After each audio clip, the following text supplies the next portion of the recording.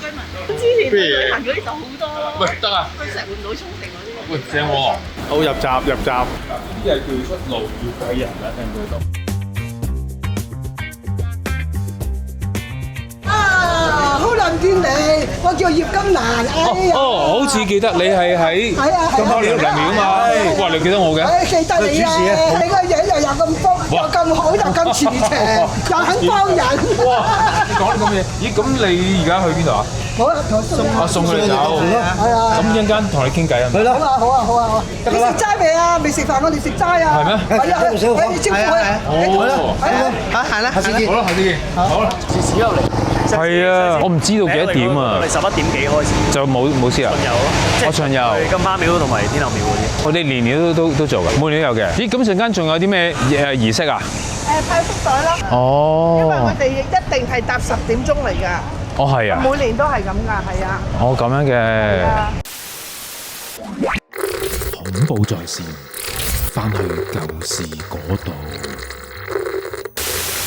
適逢今日係金花娘娘嘅賀誕，大家一齊睇下呢個小島。去離島，除咗放慢腳步，仲可以尋找一段超過200年嘅傳奇。喺寧靜嘅平洲島上，有一座小巧但香火鼎盛嘅金花廟，入面供奉嘅金花娘娘係廣府文化入面專門庇佑求子、姻緣同埋老少平安嘅守護神。講到呢座廟嘅起源，就要追溯到清朝乾隆27年。相傳當年有一位藥師為咗救治重病嘅太太，周圍揾藥，嚟到平洲大樹下，見到金花娘娘嘅神位，於是誠心祈求，點知太太真係奇蹟康復。藥師為咗答謝神恩，就起咗呢座金花廟。除咗求子靈驗，呢度仲有一段為人津津樂道嘅傳奇故事。已故粵劇名伶關德興師傅生前同金花廟極有淵源，相傳金花娘娘仲曾經向關師傅顯現結緣，所以佢過身之後就被封為護法大將軍，神像至今依然供奉喺娘娘身邊。下次嚟到平洲，不妨行入嚟上一炷香，參觀呢座200幾年嚟默默守護住呢片海島嘅古廟啦。你好，你好耐冇嚟呢度。係啊，好多年前阻唔阻你哋㗎？真係？係咪見到啲乜嘢啊？我見到你。唔好意思啊，喂，唔係，我哋黐餐嘅咋？食啊唔好啊。最大就係24啊嘛。點解嘅改貴會？真係啊！哦，邊個？我聽到喎，可唔可以講一次啊？咁細聲聽唔到喎。戲院隔離個公園啊，咁有個盪千秋咧，佢夜晚收工，搭12點幾個班船翻到嚟，個公園嗰啲千秋成日聽到響嘅，後尾好多晚都聽到。咁有一晚無意中俾佢見到有一個着白衫嘅僆仔喺度坐住盪千秋，佢係陰陽眼嘅，因為佢好多時都接觸咗嗰啲人。有一次喺愉景灣，即係佢做嗰啲家務助理嗰啲清潔啊，嗰種 BB 床，即係有一個 BB 就瞓過，個 BB 又走咗。咁走咗咧，就令住嗰個人搬去話唔要留翻嗰啲嘢喺度啦。咁後尾咧，嗰個人就搬咗入去住，晚晚都聽到個僆仔喺度瞓覺，晚晚聽到個僆仔喺度喊。之後咧就叫人去睇，咁之後叫人你搬咗個張床㗎啦，搬咗張床就冇。即係咁知關大佬分享下金花娘娘嘅事蹟先。金花娘娘嘅事蹟真係一流。就我講事實咋嚇，我咧就1000年一個孫，係就係未有個孫之前咧，渴求咗個孫好耐啦，唔講得太多無謂嘢啦。總之2次都已經唔得，第3次嗰時未求過金花娘娘喎，一求翻娘娘就得啦。而家3歲啦。3歲嚇，你本身都係平洲人定？唔係外邊人嚟嘅。外邊人嚟嘅。咁但係平洲啲全部我啲手足嚟嘅。咁跟住咧，我太太咧前嗰排咧就暈咗48分鐘，心臟梗塞啊，又係求金花娘娘。即刻有嚟求。啊，跟住又 OK 晒啦，2個大手術做完之後，而家康復生晒，大半年前嘅事嚟啫。嗰條肯定得長都做咗10個鐘頭。大手術喎。係啊。有點樣還神啊？有咪嚟買份煲還神啦。金花娘娘唔會望你哋做咩嘅，心得㗎啦還神。總之金花娘誕。見下金花娘娘啦，送隻麒麟俾佢啦。我想麒麟。你總之你諗乜嘢關於細路仔啊、女士嘅咧，求子同埋求女士啊，女士希望多啲人入嚟，多啲人知道。有咩真實事蹟啊？工作上啦，因為我之前開間鋪頭，做咗10年之後就冇做，嗰時都成40幾歲啦，乜嘢工都揾唔到，咁我做開廚房嘅都唔知做乜，咁啊咁湊巧就好多份工都係見廚房。但係突然間要我翻工嘅時候咧，就我有病喎。咁好啦，咁我當時就乜都冇啦。其中有一份咧就喺柴灣工業區嗰啲屬於物管嚟講咧，就屬於係一啲豬頭骨嘅位置。我以為我做保安啊頭啫，唔係嘅，做物管主任嘅。咁咧做下，咦？呢個 manager 又話要走。呢個高級主任又話要走嚇，咁大話我都 handle 晒，而家我都做親，咁亦都時間可以俾到我，可以幫下金花娘娘嗰啲蛋啊、金花蛋啊，或者關湖嘅蛋啊，咁呢個我感恩，因為我咁嘅年紀根本冇人做到呢個位。但係金花娘娘唔係話求子啊嗰啲會好啲咩？求工都得嘅，其實佢兩句聯就係咁寫，兩句聯都咁寫。當然你求乜佢都俾到你，當然你個心係點樣誠心。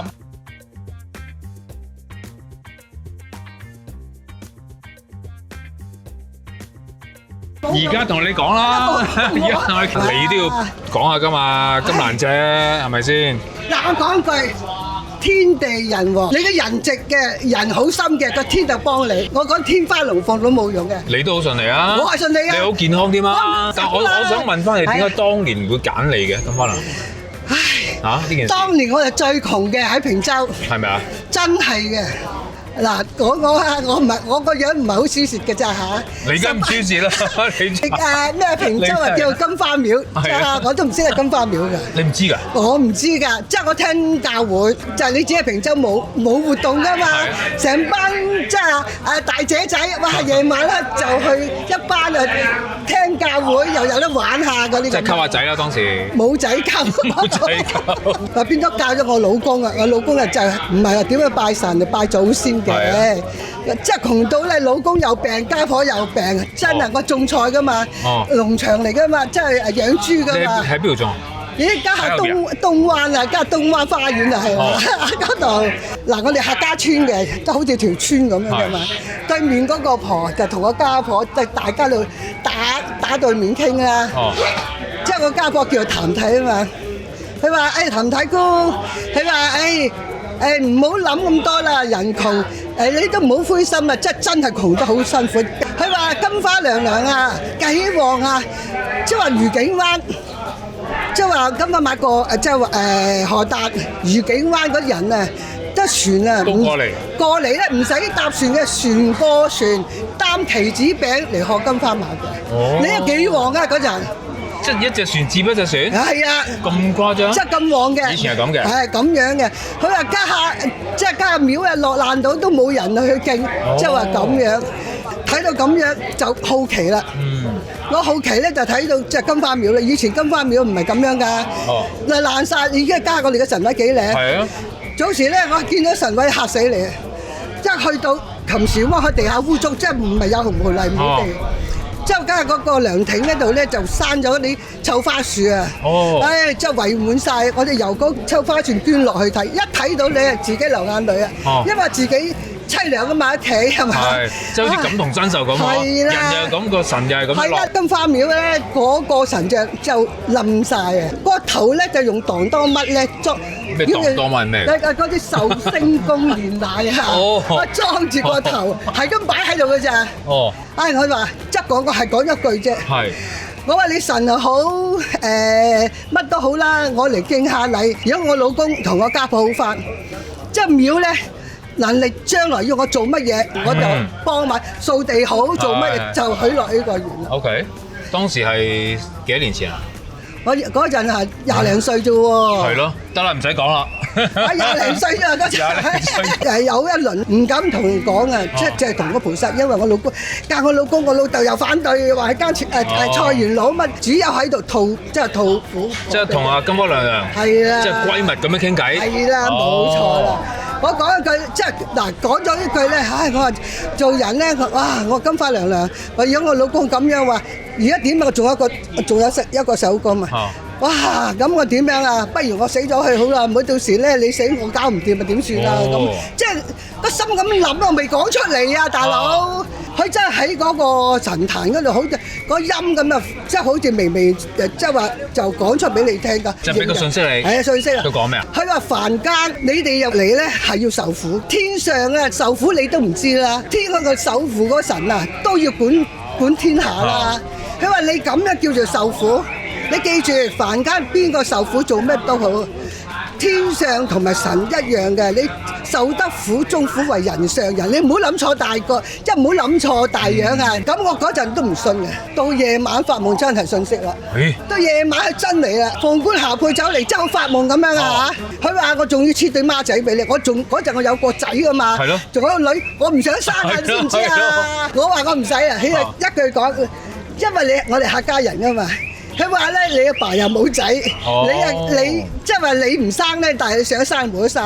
佢話我第日我一定要切對你孖仔俾你，我就應承咗呢度，就係咁搞到家下。咁跟住就有對孖仔啊？真係孖仔咯，即係信你有，唔信你又冇啊。好啦，等我老公有病咧，即係我老公腎病嘛，佢話都要做手術㗎啦。我心諗啊嚇，做手術，你做手術，即係邊個去養啲仔女啊？自己諗錯自己啊！話要死不如我死先，一咩咧走去個海度諗啦，好似俾人打啦！你走咗海度啊？唔係走海，即係攞咩帶啊？想話自己啊！即係個信息咁樣啊！即係話迷咗啦已經，就俾佢就提醒啦，救翻啦。佢話如果你死咗，你幸福啊？你仔女點啊？你阿爸爸媽媽點啊？就累咗咁多人，自私。俾佢話一話，佢話啦嗱，你幫我廟，你唔係行差踏錯咧，我會保住你。所以到今日啦，幾廿年，係幾廿年啦，就要同阿金花娘娘辦事啦。係啊，辦事啦。你睇下幾好中氣，80歲咯喎。喂，但係我想問下，嗱，另一件事大家都想講翻就係關德興師傅啦，佢又好信金花娘娘，金花娘娘報夢俾關德興噶嘛，當年係咪？就而家成為佢嘅一個叫做武將噶咯喎，係咪守護住佢噶咯喎？嗱，呢度咧就兩件事啦，報夢啊，報夢啊，係啦。你幾時邊日你又嚟廟啦？咁話，我叫個關德興嚟，我引香火啊！你識關德興係嘛？嗰陣唔識㗎，都唔識嘅，真係好巧喎！關德興真係搭唔知幾點鐘啲人陪佢啊，行到呢一條巷度咧。呢個生果店嚟㗎嘛，佢想買生果，一買完生果咧，咁咪入嚟廟嘅，我就喺個廟個門口嗰個水喉嗰度咧，咪企住喺度啦。我又唔識得佢㗎嘛，你即係因為走過嚟，你係女人嚟㗎咁啊，我唔係女人，我以為你係我師兄啊，男人啊，講話喎，你啲染眼髮，我係女人嚟㗎嘛，睇到我係男人，以為佢師兄，即係話佢就打完招呼，我就講喂，我琴晚咧發夢，我將情講俾佢聽。佢就將佢嗰啲去日本嘅嘢就講翻俾我聽。佢話我日本咧去富士山咩酒店就旅行，即係玩2、3日嘅啫。去到就金花娘娘就喺個床頭，即係話企住喺度，佢就以為邪魔鬼怪。一咩就金花娘娘話唔係啊，我係平洲金花廟金花娘娘嚟嘅咁。就將情講俾阿關德興聽，咁啊關德興一句講，佢話點解你平洲唔要走嚟揾我咧？喺日本喎。係啊係啊，日本啊，佢平洲嗰啲有心就無力，有力嗰啲就睇起唔起。咁啊係話你幫我引香火咧，我要幫助你，你想乜點樣點都得。阿關德興就話：係我乜都唔使，你保我平安。我應承你。我一定去平洲就結個緣啦，就係咁樣。就所以你大講咧都講清楚啲。而家講㗎啦，你拍曬你㗎啦。唔係啊，呢個中間咧就金花馬啦，金花馬咧就俾當乜整咗咯，就本身就係呢一磚。都唔係呢磚，係咯，新整嘅。呢磚咧就最新嘅，係關德興就整呢磚嘅。咁呢位就係關師傅嘅法相啦，係啦，咁樣啦。華佗先師，你哋求仔求女咧就呢個啦，呢個12奶娘，實在處仔就係呢個12奶娘。呢個咧嗱，呢啲人嚟求，好似啲學生啊、大學啊求乜嘢咁，呢個就柳氏夫人啦。咦？呢兩磚咁得意嘅？呢兩磚咧係咩嚟㗎？就咧早時咧，金花馬有嘅，係即係話已經有咗係木嚟嘅。我本來都有嘅。係啊，咁我哋遊翻。可能仙童嗰啲啦，係咪？係啊係咁啊，兵仔啦，係嘛？頭先咧，真係好多謝金蘭姐啦，就講翻啲歷史俾我哋知。雖然我以前聽過一次，但係又好似冇咁 detail 啦。今日再重溫翻下，咁啊都希望令到一啲咧可能未必太認識金花娘娘嘅觀眾朋友咧，從阿金蘭姐嘅口中得知到啊呢位娘娘嘅一啲嘅事蹟咁樣啦。等大家下一次入嚟去拜嘅時候咧，都知呢個係咩嘅神明啊嚇。好啦，咁其實咧，我哋而家行去邊度咧？我哋要揾一揾呢個島上邊咧，其實咧除咗天后啦。除咗金花娘娘啦，仲有2個女神嘅，知道有4個女神。我哋而家要去揾咧就係七姐，係啦，要揾另外第3個女神就係七姐，同埋仲有龍母廟。好啦，我哋帶大家行下，好嘛？好啦，我哋見到啦，哇！呢間廟感覺好古色古香喎，藍色㗎，仲要係好有外國風情喎。呢個平洲仙姐廟係香港極少數供奉七姐嘅廟宇嚟嘅喎。咁呢座廟係50年代起嘅，係啦，咁啊可以求姻緣啦、感情之外咧。亦都以求子啦，同埋女紅手藝而聞名喎。手藝啊，可能膠花嗱。佢起源咧就係當地個漁民咧喺捕魚嘅時候咧捕獲咗呢樽象啦。咁而阿七姐報夢咧就話你幫我建廟啦咁樣。好多時都係咁樣，即係通常係捕獲咗一啲嗰啲可能係遺棄咗嘅神像啦。咁然後報夢嗱，你幫我供奉啦，咁你就會好啦。咁啲人就相信啦。咁所以就到而家噶啦。喂，我中頭獎，今日我用開買六合彩，直情有一框嘢嘅，我覺得。窮嘅啫我，我以為跌親嘅喎。哇！真係暈暈地，大佬，我即刻撳個六合彩先，我中咗頭獎。點啊你？我叫你小心㗎啦。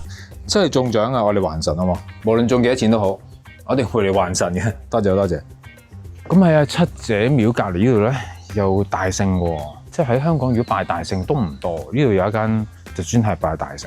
好啦，我哋嚟到龍母廟啦，哇，幾宏偉！佢寫月龍聖院，哇，呢個龍母廟犀利喎。咁你就見到佢個法寶爐咧，咁大個，香港少有噶啦。不過可惜，點解閂咗門嘅？點解冇開嘅？係真係閂咗門咋，因為4點鐘啊。哦。佢有開嘅今日。係一至5上午4點至上午8點至4點。原來4點閂。公假同星期六咧就收門。同阿龍母打個招呼。緣慳一秒，下次再嚟。哇，其實平洲係幾舒服嘅。咁而家呢度都好寧靜啊！你見到大家都係即係喺度 hea 下、坐下。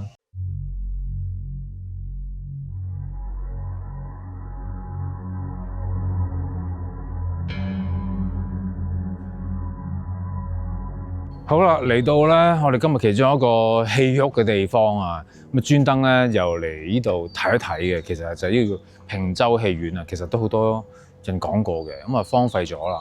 咁啊第一次嚟到呢度，咁而家好似係活化咗嘅喎，應該好似係咪咧？咁而家當然又睇唔到啦，落晒閘。咁呢個係正門嚟嘅，當年係平洲戲院。咁頭先嗰啲叔叔都話呢個平洲戲院有傳聞嘅，特別係隔離嗰個。公園仔咁樣嚇，又話有啲夜晚咩話，有啲嘢喐啊！睇下啲街坊先。嗱，頭先咧就有觀眾咧就話啦，喺呢一個公園夜晚嘅時候咧，就會有啲千秋係咪啊？會自己喐啊！咁而家係咪㗎？而家係咪㗎？真人嚟㗎喎 ！Hello，what's your name? My name is Daria. Daria. Dias. Okay, Dias. And you? What's your name? His name is Monchi. Monchi. He's your brother? Yes. Younger brother? He is still young. Oh, still young. Yeah. Okay. He is still 2 years Oh, just old. two years, right? So, are you happy living in Pengchou? Yes, I live at Pingchao. You like Pengchou, right? Okay. Enjoy. 尋龍尺時間嚟啦，我哋不如就問下尋龍尺，呢度係咪傳聞中嘅猛鬼遊樂場？而我哋每一集咧都會需要尋龍尺嘅資料嘅指引嘅。咁我哋呢一集首先問下尋龍尺，呢一個遊樂場係咪村民口中嘅猛鬼遊樂場咧？尋龍尺，請問下呢度係咪真係喺夜晚時間會有啲靈異事件發生嘅咧？撈緊資料，尋龍尺開始有反應啦。我見到佢打卡叉，哇 ，OK， 指引咗啦。夜晚的確係，咁所以可能下一個夜晚直播交俾 Billy。你班船2點啊？一路瞓啦。有冇長洲嘅居民喺借宿一宵啊？有啊，但係呢個平洲係我平洲。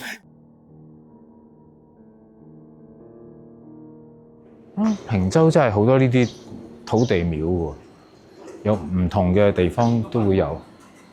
呢度就係拜白宮。好嗱，我今日就撞到一位喺 gym 嘅教練，你係平洲人？係啊，我係平洲人。哇，有咩故事分享下？有啊。有啊，咁咧，因為我屋企咧就住喺比較遠手指山上邊嘅，咁咧嗰時候咧我翻工，因為我嘅工作咧就收好夜，成日都要搭12點半船翻屋企。咁啱咧嗰日咧就係7月14嘅夜晚，咁我哋平洲居民咧係踩單車翻去嘅，同埋我會塞住個耳仔聽歌啊咁樣嘅。咁但係咧嗰日咧我單車又壞咗啦，聽歌嗰個又壞咗啦個耳機。咁好啦，咁我就要行路翻去。咁我搭12點半船翻去嘅時候已經差唔多1點幾啦。咁我要行上山咧，會經過個骨灰龕嘅。咁咧我經過骨灰龕嘅時候咧，都其實行過都已經有啲驚驚地啦。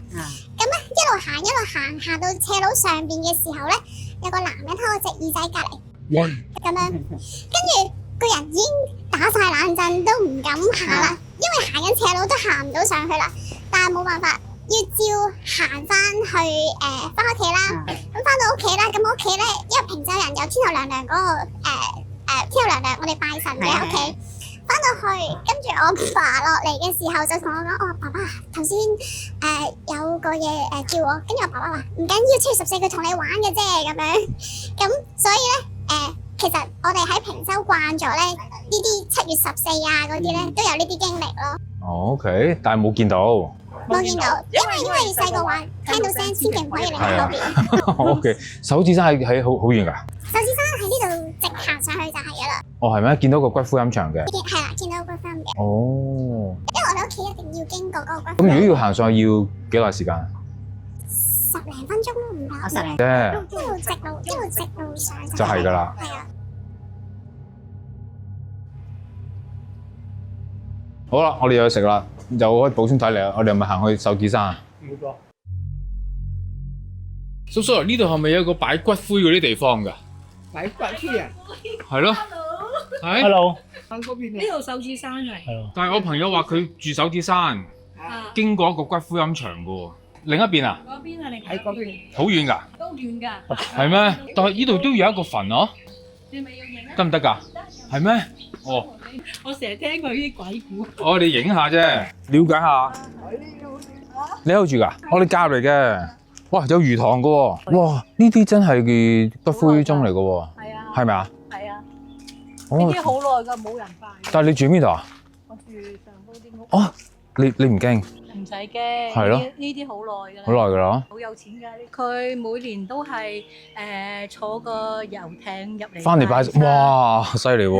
哦，咁你哋夜晚有冇聽到啲得意嘢？呢度有冇嘅？聽到嘅，有時聽到係咩？啲影嗰啲。係咩？有㗎。係啊，有㗎。有嘅，有嘅。有嘅，係啊。我啲好朋友啫。係啊。咁啊唔使理㗎啦。唔使理㗎啦。好嘅。飯佢又唔得㗎啦。哦，啱啊，啱啊。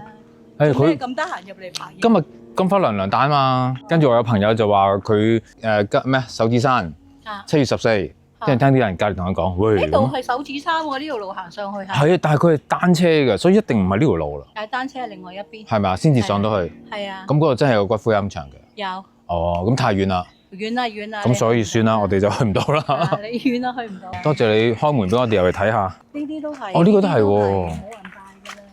哦。通常佢嗰啲唔真係嗰啲後嚟都走埋。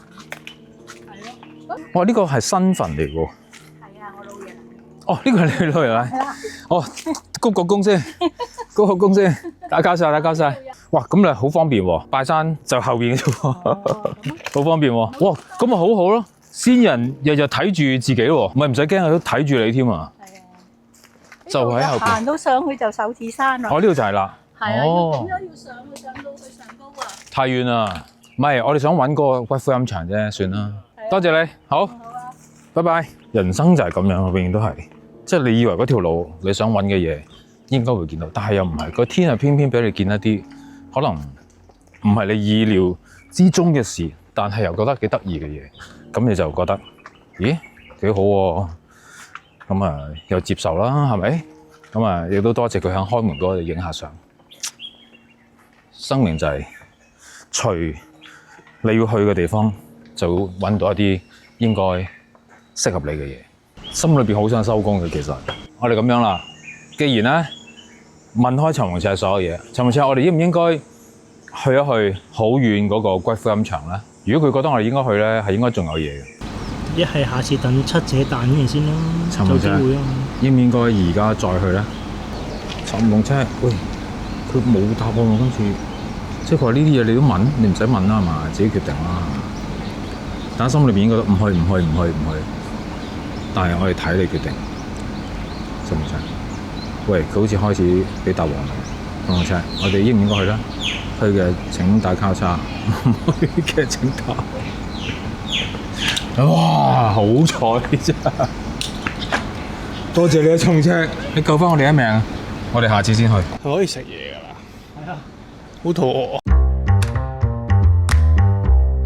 我哋真係好聽尋龍赤話，尋龍赤叫我哋唔好行上去咧，就唔好行啦。於是咧，我哋就要食嘢啦。其實頭先我哋都已經喺度食咧個齋，我覺得好好食喎。咁我覺得啲齋好好食。頭先嗰個咩魚話？芋頭魚啊！個芋頭魚好好食啊，同埋個炸春卷都好好食。咁所以我覺得，不如我哋嚟呢度 Angkor 真正食下佢啲撚手小菜。呢個佢話係撚手，係小炒黃啊，好香喎！呢個小炒黃，好大碟喎，唐山師嚟嘅。個聲就係嚟啦，米嚟嘅。嚇，你睇下佢有啲咩先？哇，咁大隻蝦乾，最蝦乾。嗰啲咧應該係得一半咁嘅份量。好大條啦。同埋佢呢個小炒黃咧比較乾身爽爽喎，即係唔會油淋淋喎，爽口喎。炸過嚟嘅喎啲蝦乾係一定。走個油嘅，所以你放心。各有各幾樣味。哇！真係魚仔喎！我覺得呢個小炒黃魚仔喎，唔差。我中意食呢個爽口嘅，我唔中意濕粒粒。平時咧嗰啲油淋淋咧食到口渴㗎嘛，點都又唔會喎。頭先見到門口啲啤酒飲啊。係咩？食齋嗰個豆腐已經好好食㗎啦，圓形嗰個豆腐啊。係咪嗰個肉剪豆腐啊？哇！嚟啊！佢叫咩名啊？恆來發豆腐括弧自家製，我加落去已經知係好食。佢外脆內軟啊！哇，夾唔到添啦，滑到！哇，係喎，線喎，夾唔到大佬，我交俾你。因為個坐位好奇怪。所以你部機 OK 啊？點解因為好似自己一個食飯咁？搭台嘅又搭台。哇，好食個豆腐，內脆外軟。我覺得我個係牛油同埋雞蛋嘅就冇其他嘢加過，所以整完一板買晒就係啊，即係每日限定咁喎。個盤都幾好，個擺相都幾好。嗰個皮係好食嘅，同埋真係好滑喎。因為佢炸咗先，好滑喎真係。佢咧，所以你見到咧佢出邊咧有陣有咬口啦，但係入邊咧就滑捋捋。哇！咁我哋啲期待咧，我哋嗌個鮮油喎。我哋有嗌咩？有啊。好。椒鹽鮮魷嚟到平洲，點都要食下個海鮮係咪？會唔會好熱氣啊？咦？佢個味道咁得意啊！佢唔係真係好，佢冇嗰種好鹹，佢有啲好得意嘅味喎。係嗰個咩味？嚇？唔係出邊嗰啲雪藏油。係咪啊？因為我哋新鮮鮮油，唔係出邊啲雪藏油。雪藏油已經冇咗嗰啲味。係咯，呢個味咁得意嘅，好甜甜地咁樣嘅。同埋啲鮮油咧係有嚼口㗎。哇！佢係鮮油本身嘅味咯，真係㗎。佢個鮮油係大牙㗎。係啊，跟住爽口嗰度好似食刺身咁啊！佢真係唔係淨係嗰啲死鹽死鹹嗰種喎，佢又嚼口得嚟又唔係好韌，食唔到喎，吞唔到喎，嗦嗦聲喎。好啊，都係好食喎呢間。喂，咁啊，下次大家嚟真係要試下呢間嘅小菜喎。但係我最估唔到係個豆腐嘅，好食啊！佢嗰個質感，同埋佢呢兩個食法，樓下你好似濕水啲啊，佢上面啲乾身啲咧就脆啲啊。